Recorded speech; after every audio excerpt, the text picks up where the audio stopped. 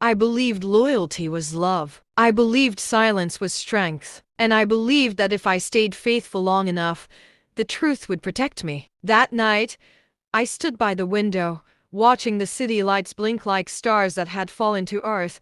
My phone was silent, too silent. He said he was working late again. I didn't question it. I never did. Because faithful people don't question the ones they love, right? I had built my world around him.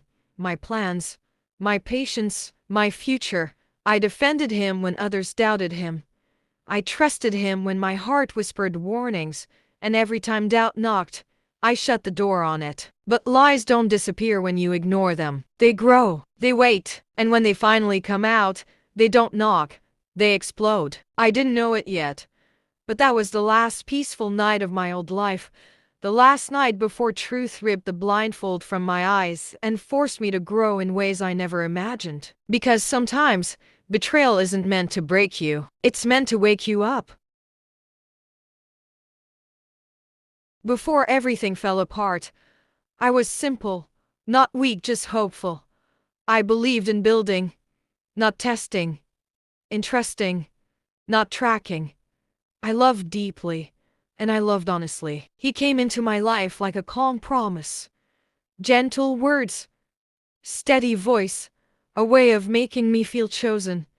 When he looked at me, I felt seen. When he held my hand, I felt safe. He used to say, "You're the only one who understands me." I took that as love, not as a warning. I adjusted my life for him, my schedule, my dreams. I delayed opportunities because he wasn't ready. I stayed quiet when something hurt, because I didn't want to seem demanding. Faithfulness became my identity, and slowly, I disappeared inside it. Friends noticed changes before I did. They said I looked tired, quieter, smaller. I laughed it off. Love requires sacrifice. I told them, relationships aren't easy. What I didn't understand was this: sacrifice without honesty becomes self-destruction. I trusted him with my heart, my time, my future. I trusted him when he said his phone battery was dead, when meetings ran late, when weekends suddenly became unavailable. I told myself lies too because believing him felt safer than facing the truth. But truth has a way of finding cracks, and once it does, it doesn't stop. The first crack wasn't dramatic. It was small, quiet, almost invisible. A name flashed on his phone when he thought I wasn't looking. He laughed it off, just a co-worker. I smiled back. Faithful people smile. But that night, my sleep felt heavy, uneasy. My mind replayed moments I had ignored, missed calls, changed passwords, sudden privacy. I told myself I was overthinking. Then came the excuses, always reasonable, always smooth. To smooth. He started getting irritated when I asked simple questions, defensive, cold, as if curiosity was a crime. That's when fear crept in, not fear of losing him, but fear of realizing I had been wrong. Because if he was lying, then my loyalty had been misplaced. And that truth terrified me more than betrayal itself. I didn't confront him. Not yet. I observed. I listened. I remembered. And slowly, the puzzle pieces began forming a picture I didn't want to see. Late nights weren't late nights. Work trips didn't exist. And the man who once shared everything with me had built a private world I wasn't allowed to enter. Still, I stayed faithful. Still, I waited. Still, I hoped. Because hope can be dangerous when it's fed by lies. The truth didn't come from him. It never does. I found it by accident, messages left open. Words not meant for my eyes, promises written in the same tone he once used with me. My hands shook. Not from anger, from clarity. There it was. Proof.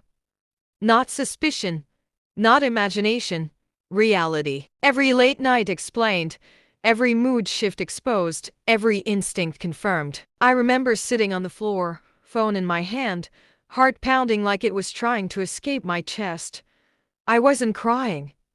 I wasn't screaming. I was numb. He had built a double life while standing beside me, smiling, accepting my loyalty like it was something he deserved. When I confronted him, he didn't deny it. He minimized it. It didn't mean anything. It was a mistake. You're overreacting. That hurt more than the betrayal itself. Because he wasn't sorry he lied. He was sorry he got caught. And in that moment, something inside me broke and something stronger replaced it. The faithful woman died that day. Not into bitterness, but into awareness.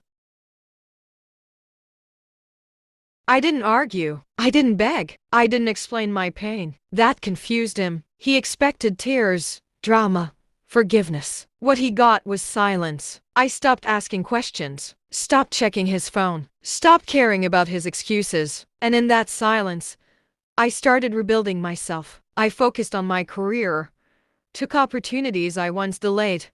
I reconnected with friends. I invested in myself, mind, body, confidence. He noticed the change. He grew uneasy. The control he once had slipped from his hands. That was the real revenge, not anger, not exposure. Growth. I let him watch as I outgrew the space he once occupied. I let him feel the distance without explaining it. Because nothing scares a liar more than losing relevance. He tried to pull me back with apologies, promises, words he should have spoken before. But I had already heard the truth, and it had changed me. The final moment wasn't loud. It was calm. I looked at him and felt nothing. No love. No hate. Just clarity. I told him I was leaving not because he betrayed me, but because his lies forced me to become someone who no longer needed him. He was shocked, speechless. For the first time, I held the power. Walking away felt like breathing after being underwater too long, painful but freeing. I didn't expose him publicly. I didn't seek validation. My success became my statement. My peace became my justice.